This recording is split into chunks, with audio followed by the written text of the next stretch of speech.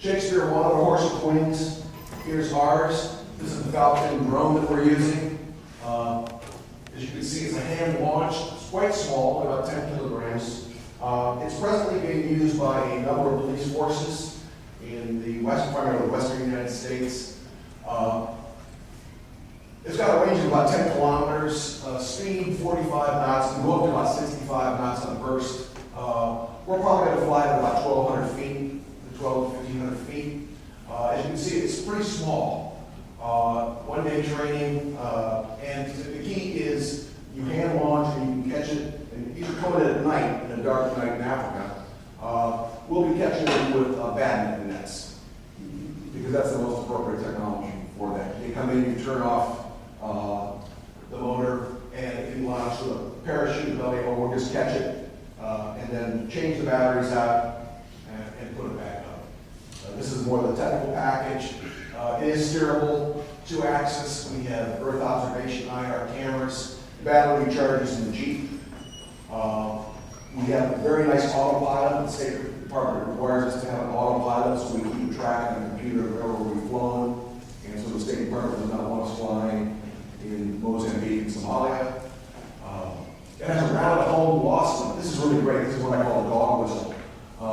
If you lose contact with the drone, it knows the coordinates that you plugged in when you start, and it flies back to you.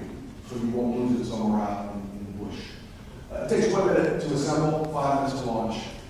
This is why the police love it. They like it for bank robberies, hostage situations, anywhere where they could use a helicopter. These Falcons are about $10,000 compared to $3 million for a helicopter. Live video feed to a laptop, just like with your iPad, you can control it out in the field. And then lightweight. And on this one, because we've dumbed it down enough with the autopilot and the cameras, we got a U.S. Department of Commerce license instead of a State Department ITAR license, which is a very onerous thing.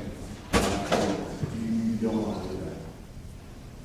So if you want to, I knew I was going to have trouble with this thing, which is why I didn't upload videos of the Falcon and embed it in my presentation. If you want to look at it, go to falconuav.com.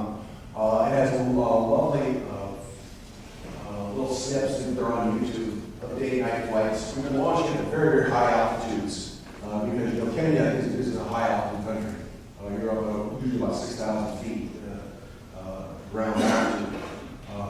It has a capacity to lock on to a big vehicle or an individual or a rhino, and it will say encircle on top of that item that you can ask to lock on. We're using extremely high resolution cameras on this.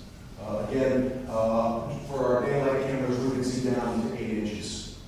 So we're using that to control fence lines, to look for breaks and fences.